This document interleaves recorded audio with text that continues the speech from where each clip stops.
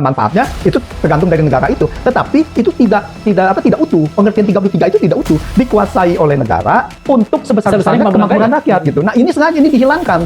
Kalau kita bicara untuk sebesar-besarnya kemakmuran rakyat, tidak bisa lain interpretasinya harus juga dikelola oleh negara. Iya, betul.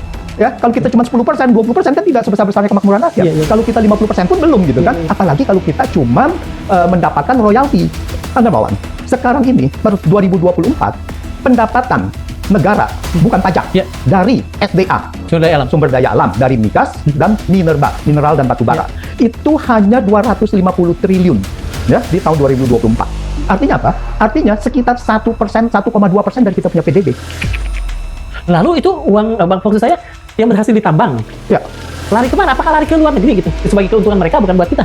Larinya adalah ke pemilik dari si pemilik konsesi, pemilik tambang yang diberikan hak konsensi. Ya itu kalau dari lokal ya berarti ke orang-orang kaya itu yang bisa menjadi orang terkaya berapa di Indonesia. Dan kalau yang dimiliki oleh asing ya menjadi asing kekayaan itu. Apakah hal seperti itu tidak disadari oleh pemerintah? Saya rasa sangat disadari dong. Tetapi ini memang ada ya disadari apakah dengan sengaja atau tidak, tetapi terjadi kan gitu kan. Pasti disadari. Orang kita bisa melihat kita punya pendapatan itu kan bisa nggak itu disebut sebagai sebuah pengkhianatan? Karena itu kan sebetulnya kekayaan itu kekayaan alam rakyat gitu kan? Ya. Jadi kalau kita lihat, kita pantas menyebutnya pengkhianatan terhadap konstitusi dan pencurian terhadap konstitusi rakyat, karena itu adalah melanggar dari bertentangan dengan pasal 33 tadi.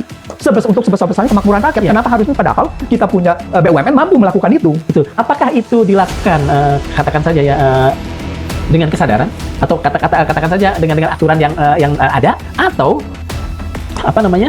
Si pengelola ini melakukan kecurangan dan kita kemudian cuma kebagian royaltinya saja seperti tadi Bapak katakan? Oh tidak, ini kalau secara peraturan ini tidak ada yang dilanggar gitu. Karena apa? Peraturannya dibuat untuk itu gitu kan. Kalau kita lihat undang-undang minerba ya memang seperti itu gitu. Apalagi kalau dengan undang-undang yang termasuk di undang-undang cipta kerja itu semuanya secara sadar memang memberikan manfaat dari ekonomi kita untuk lebih banyak kepada pengusaha besar.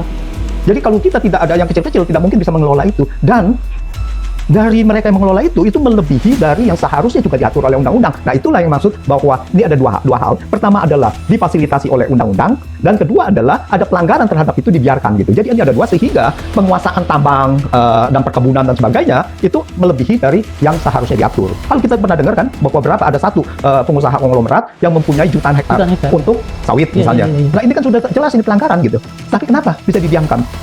Nah, dia bisa saja melalui beberapa perusahaan di bawahnya, tapi dalam satu atap gitu. Prof, begini Prof, saya yang tadi membuat saya sangat terganggu adalah bahwa pemasukan dari sumber daya alam, dari minerba dan sebagainya itu cuma sekitar 250 triliun yang hanya 1,2% dari PDB. Ya. Kita tahu dari PDB 80% sekiannya adalah dari hasil memeras rakyat via pajak. Apakah